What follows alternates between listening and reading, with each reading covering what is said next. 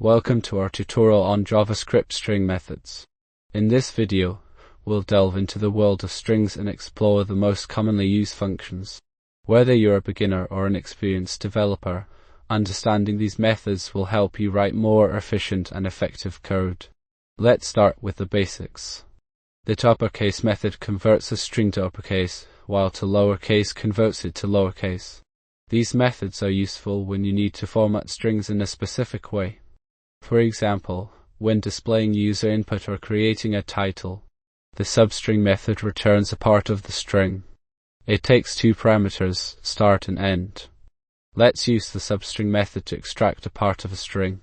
The indexOf method returns the index of a character or string within another string. The replace method replaces one substring with another. Be careful when using the substring method. If you provide an invalid index, it will return an empty string. In this video, we covered the essential JavaScript string methods.